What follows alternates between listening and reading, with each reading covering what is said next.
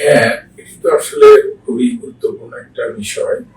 যেমন খুব শীত যখন থাকে তখন একটা অবস্থা হয়, শীতটা চলে গেলে তখন আরেকটা।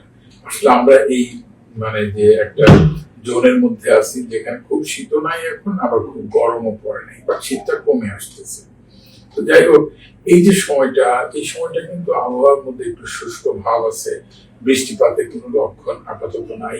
যেহেতু বৃষ্টিপাত নাই, কাজেই এখানে আমরা যদি স্বাস্থ্যের ঝুঁকিগুলোর কথা বলি, তাহলে অনেকগুলো ইস্যু কিন্তু চলে আসে। যেমন সরি, এক নম্বর হলো ধূলিবালি। এগুলো দিয়ে কিন্তু আমাদের শরীরের মধ্যে অনেক ক্ষতি হতে পারে।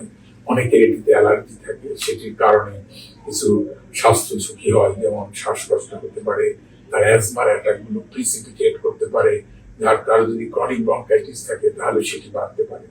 আর এই যে আবহাওয়া, এই আবহাওয়ার মধ্যে ড্রপলেট ইনফেকশন, বিশেষ করে ভাইরাস গুলো কিন্তু বাহিত হয়ে একজন মানুষ থেকে আরেকজন মানুষকে আক্রান্ত করতে পারে। কি কি ভাইরাস আক্রান্ত করতে পারে আমাদেরকে?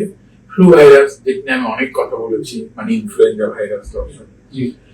তারপরে হলো কিছু ভাইরাস আছে যেগুলো রেসপিরেটরি সিনসাইটিয়াল ভাইরাস, যেটা খুব কম বয়সের মানুষের ক্ষতি করে এবং খুব বেশি বয়স্ক মানুষদের জন্য খুব মৃত্যুর ঝুঁকির কারণ হয়ে দাঁড়ায়।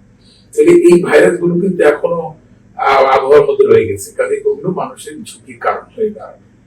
আর আরেকটি ইস্যু হলো সরি, যে মানুষ যখন হঠাৎ করে একটু বেশি পরিশ্রম করবে, গরমটা মনে হবে, তখন একটু ঘামলে পরে তার শরীরের মধ্যে যদি ওই ঘামটা অনেকক্ষণ ধরে থাকে কাপড় চোপড়ের ভিতরে, তাহলে এটি কিন্তু তার যে সমস্ত ক্রনিক ডিজিজ গুলো আছে, অ্যাজমা বা ক্রনিক ব্রঙ্কাইটিস, সেগুলোকে কিন্তু এটি প্রেসিপিটেট করতে পারে, অর্থাৎ সেটা এক্সাসারবেট করতে পারে, বেশি কারণ হয়ে দাঁড়াতে পারে।